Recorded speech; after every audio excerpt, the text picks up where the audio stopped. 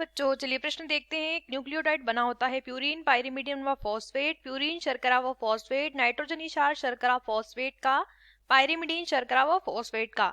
तो आइए जानते हैं हमारे प्रश्न की मुख्य अवधारणा। हमारे प्रश्न की मुख्य अवधारणा संबंधित है न्यूक्लियोटाइड से, न्यूक्लियोटाइड से।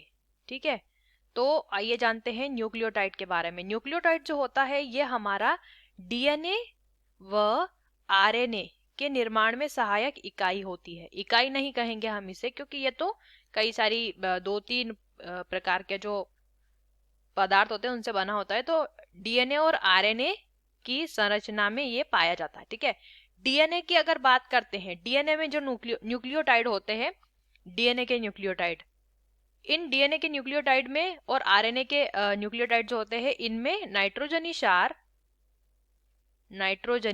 क्षार, साथ में शर्करा और साथ में फॉस्फेट समूह से ये मिलकर बना होता है। अब यहाँ पे डीएनए और आरएनए में अलग अलग प्रकार का एक जो नाइट्रोजनी क्षार होता है वो अलग होता है।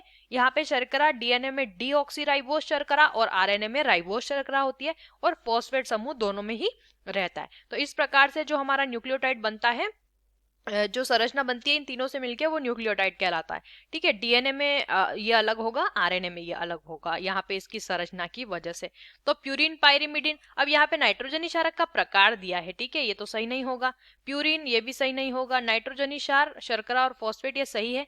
पाइरिमिडिन शर्करा और फॉस्फेट ये भी सही नहीं करेंगे, क्योंकि प्यूरिन और पाइरिमिडिन दोनों प्रकार के क्षारक डीएनए और आरएनए में पाए जाते हैं, और यहाँ पे एक प्रकार का पाइरिमिडिन क्षारक डीएनए में आरएनए से भिन्न होता है। ठीक है, तो नाइट्रोजनी क्षार हम यहाँ पे लिख लेंगे। तो पहला हमारा जो प्रश्न का जो सही उत्तर होगा वो होगा सी। आशा करते हैं आपको इस प्रश्न का उत्तर समझ आया होगा। धन्यवाद।